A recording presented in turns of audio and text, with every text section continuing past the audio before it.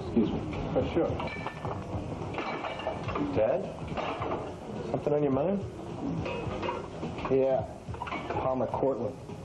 You believe after everything he's done to me, after everything he's done to my family, he still won't admit he's wrong. Well, that's never going to happen. Yeah, well, it's nice to know that some things in this world don't change, especially Palmer Cortland. So you know what I did? I cut him off. From now on, nobody in my family, not my wife, not my child, not me, says anything or does anything with the person. Well, how does Dixie feel about that? Well, she's furious at him, too. But she's a softie, you know? Yeah, but if she's not going to go along with it... She'll go along with it once I tell her. Dad. I haven't had the chance yet, all right? Palmer Cortland is bad news. The only way to stay out of his manipulations are to steer clear of him, for good. Uncle Palmer! Dixie, please, please don't. Oh, I don't think you should be here. Dixie, please don't cut me out of your life. What are you talking about? Sounds like Palmer really outdid himself. Not on the order of Adam Chandler, but just as lethal. Turns out he was trying to sabotage my marriage from the word go. On top of that, have you heard about my soon-to-be departed mother? Oh? Yeah, she was working with him all along. Although she said she was coerced. I don't know, she might have been. Palmer's a pretty on the bottom. Palmer's a pretty rough customer. You know he's actually paying off Sean to get rid of her? It's going to take her a long time to get over that. Yeah, I mean, Sean mentioned something to me about it. I'm sorry I couldn't say anything. No, it's not your fault. I told her she's going to mess with Palmer Cortland. She's going to get burned. Listen, Dad, cut your mother a little bit of slack. You can't remember cutting her slack for ages now. I'm tired of it. I told her to leave out pronto. Double pronto or she was going to die. She got a place to go? Not yet. I thought maybe you were out looking. You seem a little tired today. Oh, that's another thing. I spent the entire night last night camping out in the front seat of my car trying to take a picture of a little birdie. A birdie? Yeah, my client. Apparently this woman thinks her husband's cheating on her, right? So he was supposed to be over at his girlfriend's house last night, so I stay awake till dawn trying to get a picture of him flying a coop. Sounds like fun. There's a barrel of monkeys. Look, why don't you knock off? No, I still got 3 hours. That's all right. Forget about it. Go home and get some sleep. You sure? Yeah, I'm sure. Okay, G.I. Ted really bit your head off. He had every right to be furious. And what I did was inexcusable. Well, yes, it was. And he is not the only one who is angry. I know I deserve to be punished, I do. But to be cut off from my grandnephew for the rest of my life, that's... You know, I mean, after what you did to his parents. What I did was misguided. But I did it out of love for you. You did it out of love? Oh, I'm sorry, Uncle Palmer. That doesn't make any sense at all. Oh, I thought I was protecting you from a marriage that I didn't approve of. But now I see that I was wrong. You and that little boy are a part of my family, and Bessie's. And I swear on my dear sister's grave, I will never interfere again. I don't like you doing that. I don't like you swearing on Mama's grave like that. Well, on the love in my heart that I feel for her. You and Melanie, Will, and Adam Jr. are part of my family, Bessie's. And it's all I have left of Bessie. I just can't have you cut out of my life. Please. Please forgive me. You do sound like you mean it. All right, okay, I forgive you. And I'm sure when Ted gets some sleep and thinks about what he said, oh, he'll ease up. But you know him. I mean, it's going to take him time to calm down. Dad despises me. Oh, no, he doesn't. Look, just give him a chance, okay? Give me a chance to talk to him. But you're going to have to watch yourself, you know. I mean, any more of this funny business, and that is it. I've given you my word.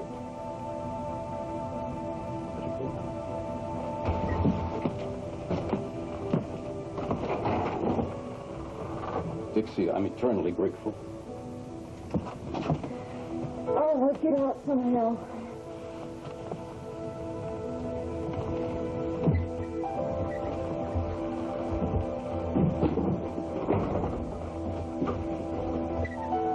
She'll work it out somehow. My, isn't that interesting, though?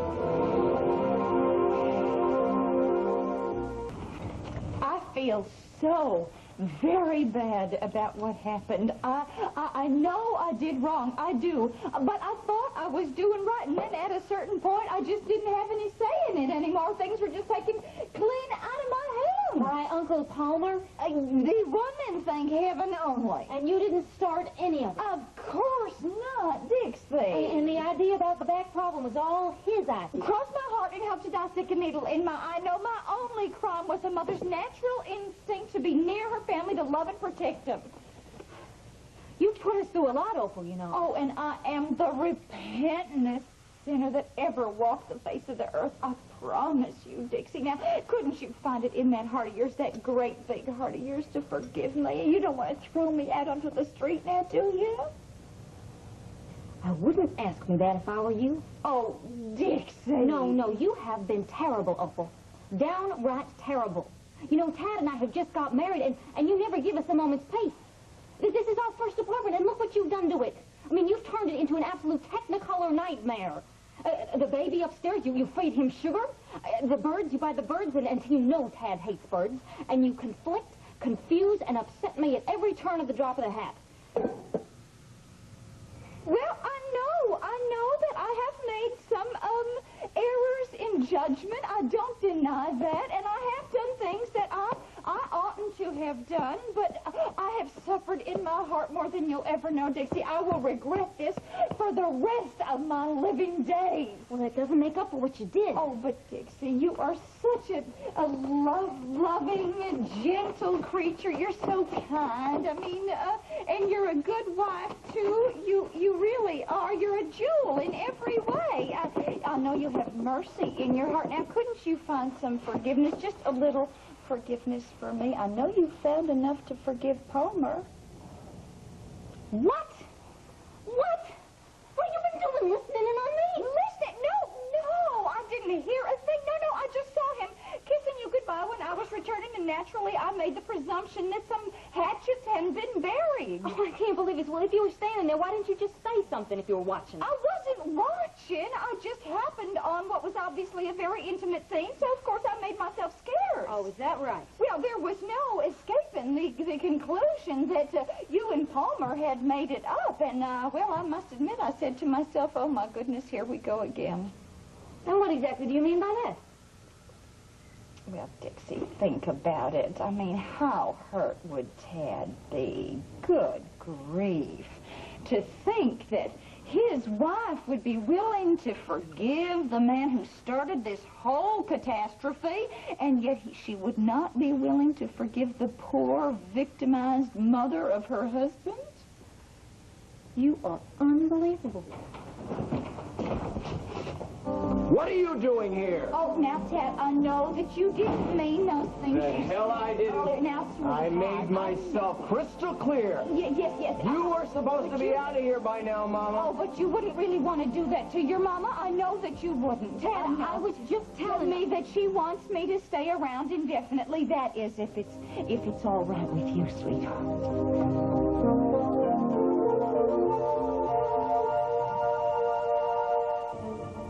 No, I didn't hear what I think I just heard. I just said that Dixie had... Shut up! No. Be quiet! Silence. Not another word out of you. You understand? Not one. Yeah. No sleep last night, no talk now. Got it? Yeah, sure. It can wait. Sweetheart, why are you home? I thought you had to work at the health club.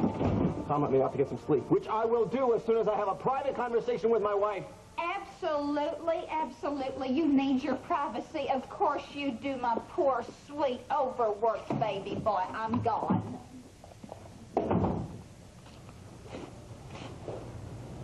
What's wrong, sweetheart? Nothing is wrong. Everything's fine. I had a long talk with your uncle this morning in which I told him to stay the hell out of our lives. And I mean far out. Not you, not I, not the baby will ever see or talk to him ever again. Of course, Ted, being the weasel that he is, he'll probably try to make an end run around me and contact him anyway. Well, look, Ted, maybe we should just talk about... No, there's no talking about this. We've been over it, we've been around it, we've been under it. That man is not to enter our lives. You understand? Not at all. We'll be a hell of a lot happier without him. We will? Yes, we will. No Uncle Palmer? No Uncle Palmer, no, ever. And no Opal? I just told her to get lost. What more do you want me to do? Sweetheart, maybe we should talk about this another time. Fine. Okay. You're tired. You're exhausted. You need to go to bed before you fall over. Yeah. You better help me. Yeah, here. Wipe your face off. Come on.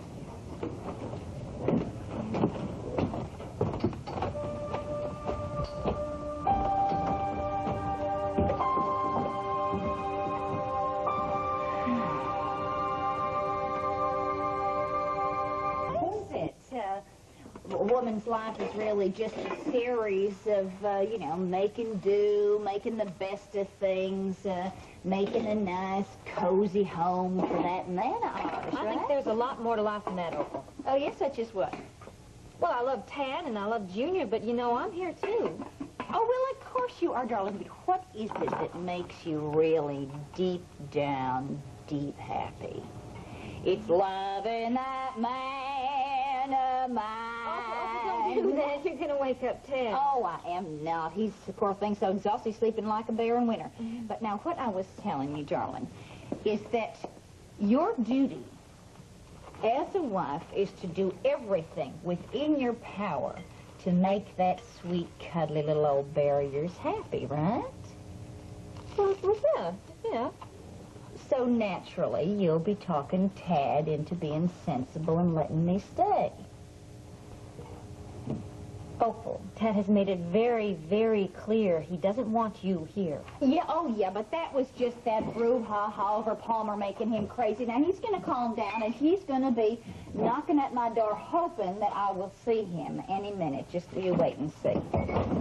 I don't think you know what you're talking about. Oh, I certainly do know what I'm talking about. I am Tad's mama. And, believe me, he was very tender-hearted toward his mama. I mean, he would die if he thought for 1 minute that I was going to take him seriously, take him at his word, and actually move out. He'd be crushed. I don't think so. Oh, well, I'm afraid you're wrong about that, sweetheart, because there's one thing I know about men. It's their feelings for their mama. And they may not be willing to, you know, really express those feelings, own up to them in public and such, but believe you me, they got those feelings. You know what I mean? And the worst thing that you could possibly do to a man is to make him make that awful choice. Choice? Yeah, between his mama and his wife. Now, we need to be friends, Dixie.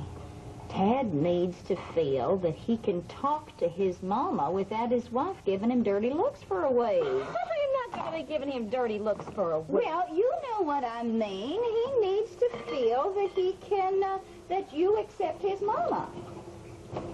Look, Opal, it is completely and entirely up to Tad. I can't heal all these wounds that you've caused. Oh, and I suppose you have never in your life caused anyone a twinge of pain, is that it? I didn't say that, okay? Oh, now, what do you want? I want you to smooth things over between us, and Tad will be happier. That's what we both want, is for Tad to be happy. Now, don't you want him to be happy? You know I do, of course Well, I then do. we both want the same thing, don't you see?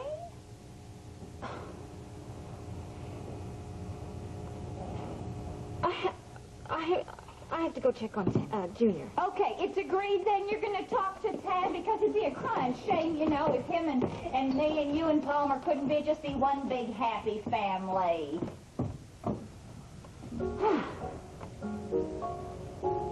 Did you hear me, guys?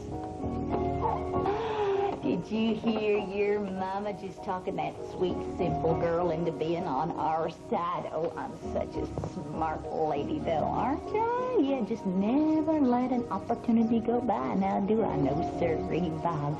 Well, don't you ruffle your pretty little feathers, because Mama's going to keep a roof right over our heads, you can be sure. Everything's going to be A-okay.